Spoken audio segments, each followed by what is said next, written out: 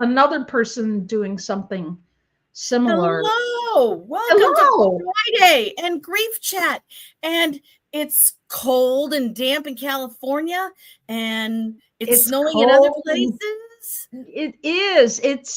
It's cozy here because in this room I have a fireplace, a gas fireplace that I could turn up. My cat knows because heat rises. He's all the way at the top of his cat Smart tree. kitty. And of course. And I've got a couple layers on. And yeah, I've been using my computer a lot this morning and I'm still drinking coffee. I'm headed to the office to decorate and see clients after this. But Oh, right now, I did manage to have my Friday morning shower, so that's good. And it's yay. Thanksgiving next week, so all the teachers are peeling out of school this afternoon. Right. And at least in California, they've got all next week off. So good for them. They definitely deserve the break that they get. I So, yeah. I asked a nursing friend, I said, "Oh, I haven't caught up with you for a little bit.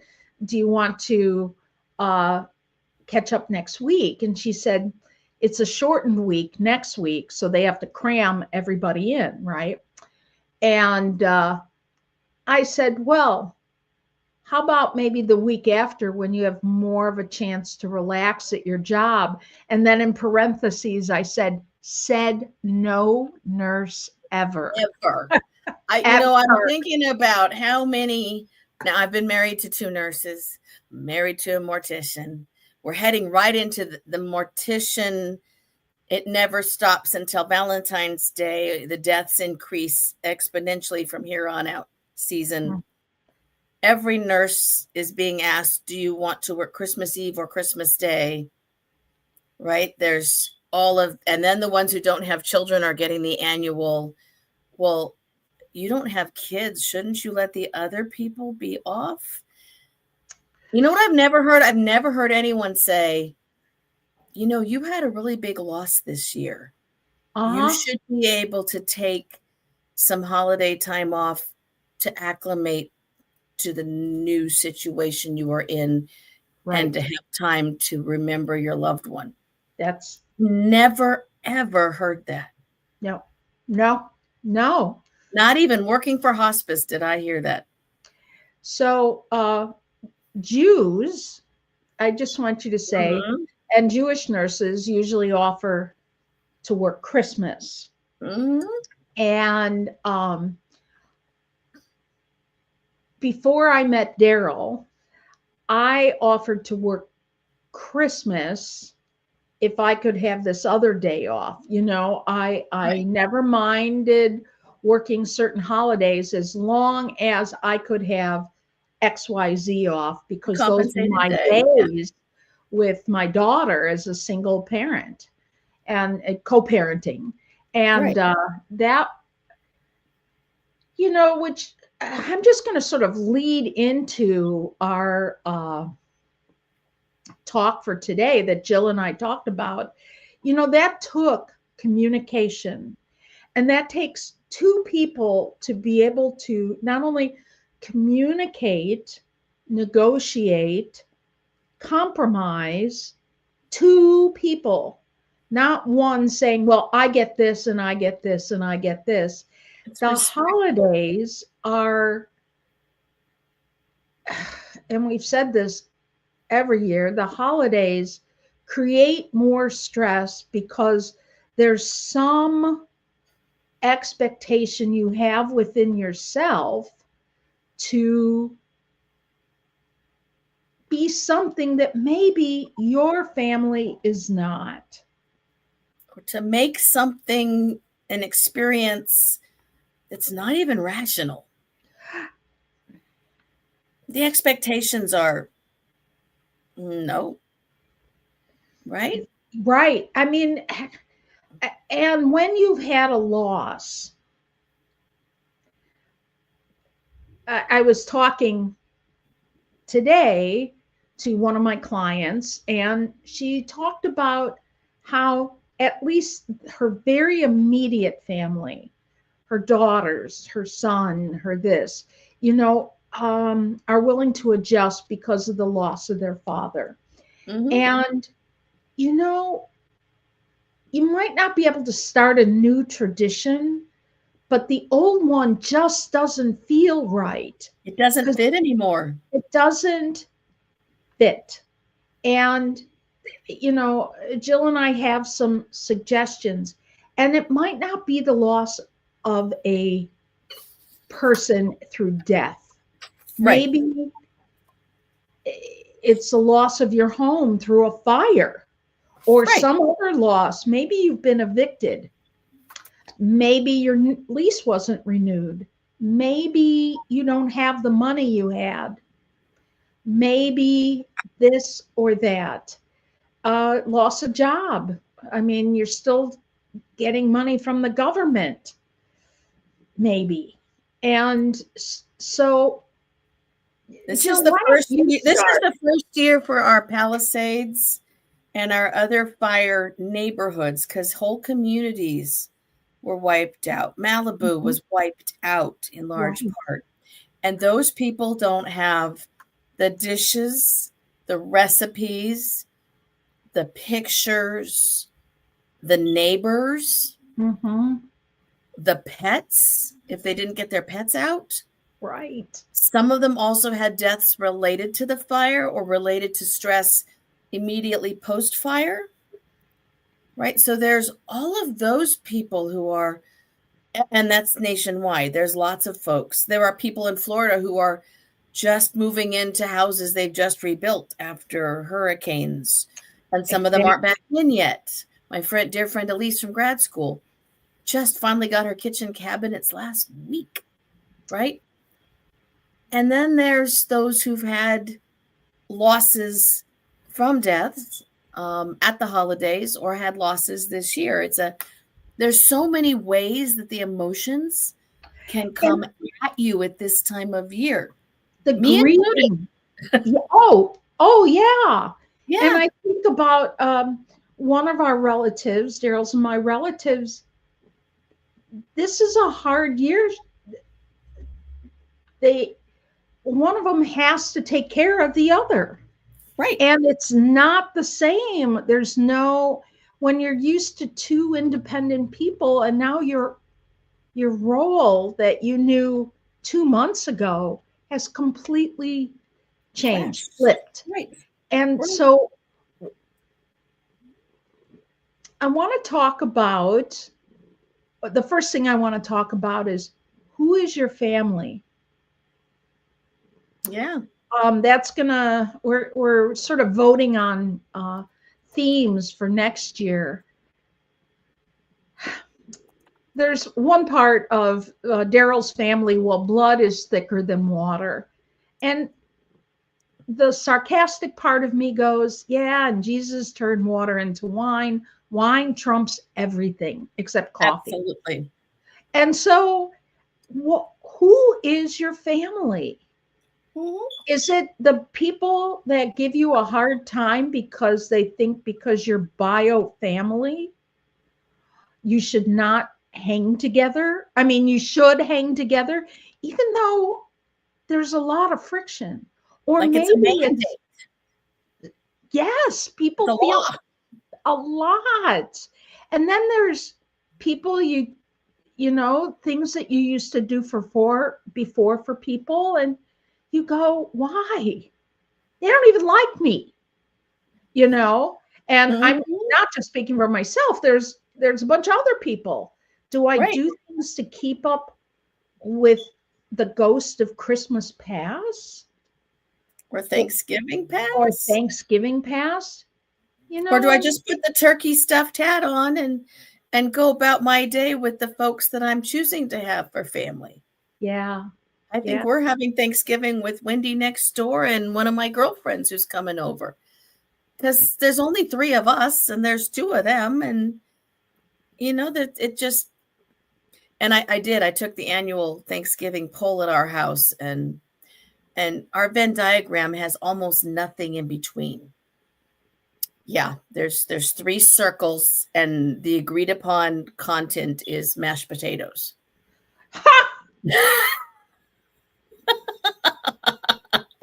You know, so what's wrong with that? So we'll have mashed potatoes, and As then the we'll main have course. literally everything else. Yes, including, I'm told, the traditional pasta salad. Mama Garcia's pasta salad. I do know that salad. That's not okay. That's Thanksgiving because that is chosen family. That's So we will bring yes. her pasta salad in that she can no longer make. That's right. She's got dementia and she's blind, but we'll make it in our house apparently. So I threw in my traditional 31 flavors turkey ice cream cake shaped like a turkey. I remember you did that. We're doing it again. I love that. The first thing Stacy said was, I think we should go on a cruise. Yes, because they like cruise food. It's 6 days away. We can't go on a cruise. Next year, no cruise. Are you going on a cruise in 6 days? No, we're not. Stacy wants to. We're not going on a cruise. No, we're not going on a cruise. But I think I'm hearing the suggestion that there might be a chosen family group cruise for Thanksgiving next year. That's what another friend is doing. Put it in the back of your head there, Deb. Right? So yes, who is your family? Who are you choosing to have for family? And who does that include? Who does that include? And also, in what ways have you changed that while you'd like to do this, can you take a risk to do something different? Can you do that? Will you allow yourself? And then you go, well, I don't want to deal with everybody getting upset with me. And then next year, will you say, I don't want to deal with everybody getting upset with me?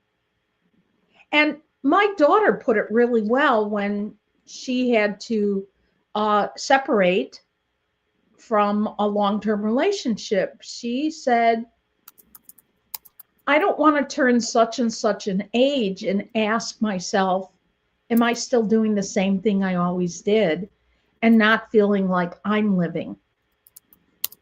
And I was so proud of herself that within 2 years, it changed. And she took the risk. There's another person whose husband died. They're going to have a different kind of Thanksgiving. When, Daryl didn't understand when I said, no, I need something different. When my mom died and I was all out of parents, and his mom still put together Thanksgiving. She was in her 80s. And I said to my daughter, let's go celebrate Grandma Shirley by volunteering in her name. Let's volunteer. And we did that for about 2 years. And then I was ready to come back the way it needed to. And people were upset with me because they didn't understand. And they weren't included because you had taken away their tradition. I had changed the tradition that you're only supposed to do this and this. And for me, Thanksgiving has been changeable since my second wife's death. Because for those who don't know, she was actively dying during Thanksgiving. Her last year she was alive in 2013. And so she hadn't eaten for weeks. And there was no way I was going to make the big Thanksgiving that I had literally always made. 20 some years of 14 crock pots filled with food and, 30 people at the house. And so that year I sent the kids to Disney for Thanksgiving. And that was the final, that broke up that Venn diagram for us. And for years after that, there was no traditional Thanksgiving. We went to Laughlin and went to buffets. We made pizza. This is probably the first year we're actually going to be putting on something akin to a normal Thanksgiving feast. because Mhm. there 12 was years too later. much. Yeah, there was just too much emotion attached Right. to trying to eat a Thanksgiving meal while someone hasn't eaten. You just it doesn't work. At least not for me. And Right. I didn't have the energy after she died to even think about putting it on again. So, yeah. And I've already made 2 turkeys this year. So, yeah, because we had Project Food Thanksgiving. So, Right. I'm at this point making a bird is like, oh, yeah, old hand, I can do that. Other people are panicking. How long do I defrost it? How about, no, Now, yeah, this is how you do it. I get the turkeys after Thanksgiving when they go on sale and immediately freeze them. And so in the summer, I have made turkey. Yes. Um, what I do every year, so when I used to work at the shelter and I knew they had like, 10 turkeys, I go, can you save all the necks for me? And can you, because that was something my mom saved that for me. And then and then can you save me all the carcasses? And actually, one year I said, why don't you make a big soup? And I love picking the meat off the bones. It's just something growing up with 2 parents from the Depression and Right. grandparents. It was something I learned to love to do, to scrap. And so, or I'd help them make that. So I'll ask my neighbor for her carcass and she'll give it to me and then I'll make soup and bring some over. And then we're going to be at my brother's-in-law's and we go every other year and I've done a marriage for the family. My sister-in-law, we rent a B&B for a couple nights instead of a hotel. And it's comfortable and I would love to take a cruise the next year. I think that would be fun. Right. Yep. Yes. Yes. Oh, so Friday, I won't be able to hop on next Okay. Friday. Yeah. You're Yeah. going to be someplace good. I am going to be with Daryl and, remember one year I wasn't with Daryl. I was at Macy's Thanksgiving Day I Parade. do remember that. That was like so awesome. But it took a certain amount of courage to even step away from my husband unit and any expectations there. And so him and a good friend, they had Cracker Barrel together. It was fine. So I like taking, that. taking risks to, I don't want to say to change Thanksgiving because something about Thanksgiving has already changed for you. Right. It's a shift in uh, some sort of loss, either family or death or Politics. a baby. People have their own little butterballs, Right.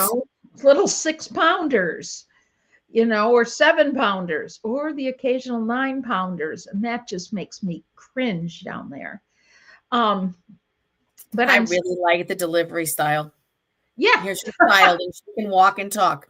That's my best kind of delivery. So I just say it's okay. I think the hardest thing for people to do is not place their fears on someone else Right. and listen to all the ways that the universe, through different voices or different signs, if you need a sign that says, you have my permission, Mm-hmm. give yourself permission, give others permission to change it up. I love that. And, let's also make sure that while you are around whatever table you are, if you are, give everyone time to talk about what they need to share about what is good about being there. We don't have to enforce gratitude. That's way too first world. But also let's let people talk about who's missing. Right? Who is not there? 4 foot, 2 foot, slithering, all of those things. Who's not there and who's new? Mm-hmm. Who's Mm-hmm. joined the chosen family? Because that's a really big deal too, and welcome them. Yes. Add them And to your holiday tablecloth.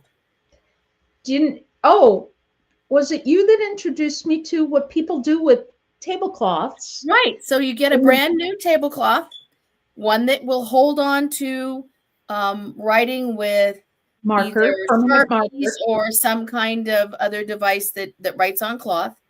Mm-hmm. And make sure it's a color that you can write on. And then in the center, you make the clouds or some other representation of who's no longer there. And then at every holiday that you tape the tablecloth out, everyone gets to make a handprint and put their name and the date and the holiday. And if they want to turn it into a turkey or a Christmas tree, they can, or a menorah, but they'll have to add some extra fingers, right? So, yeah, you can do a cloth that becomes a family treasure. I love that. And, you know, being a step family, and we found it easier to give in to the other parent than to argue, because we didn't want to cause any extra stress. And so on the actual day of Thanksgiving, Daryl and I would volunteer at the shelter. We did that for maybe 8 years, actually. Yeah. And then after we were done serving there, we would find some restaurant and just go and eat eggs or bacon or whatever they had, really. And it was good to be out with and see other people having a Thanksgiving meal there. Sometimes talk to them, talk to the waitresses or the waiters, and you can do that. You can. You can also pick up 2 packs of tube socks and pass them out on your way into the restaurant to anyone who's sitting outside in the weather. That's right. That's right. Right? It's that time of year. Yeah. We as an adoptive parent with kids who are tied to birth family, which we encourage, to be clear, we would say, you choose who you want to spend the holiday with. Really no skin off my nose. We can do something a different day if that is when they are gathering. Go and enjoy that and make sure that you and now that the grandchildren get to see their birth cousins. That's important. Mm-hmm. You do the chosen family thing in so many different ways. Mm-hmm. Do you go to the cemetery and take flowers? Right? Do you go to the park and fly kites and think about someone watching? Because it's going to be 78 on Thanksgiving. Not here.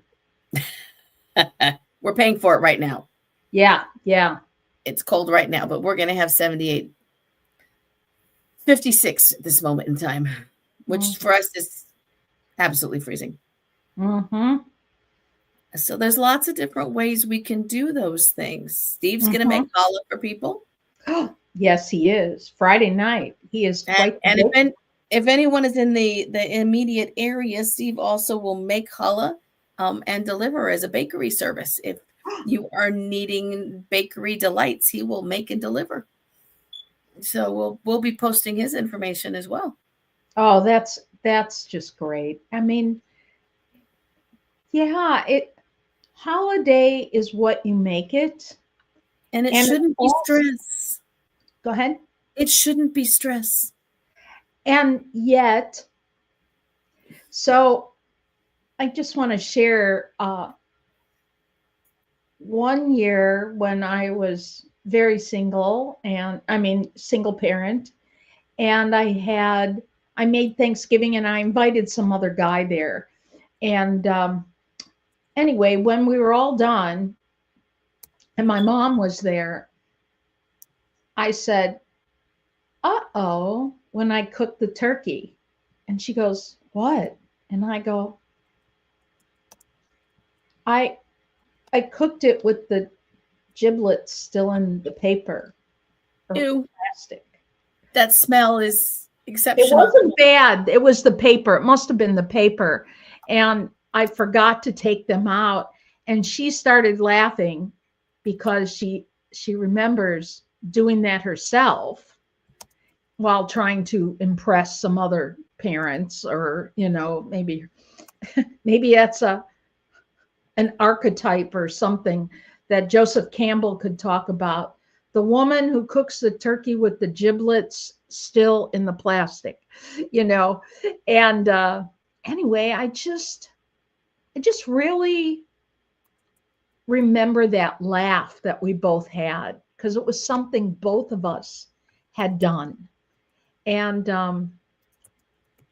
with Daryl's mom, you know, I really love cleaning up the leftovers because there's leftovers. Right? Yeah. I don't need the first slice. I want the crumbs and the stuff on the bottom.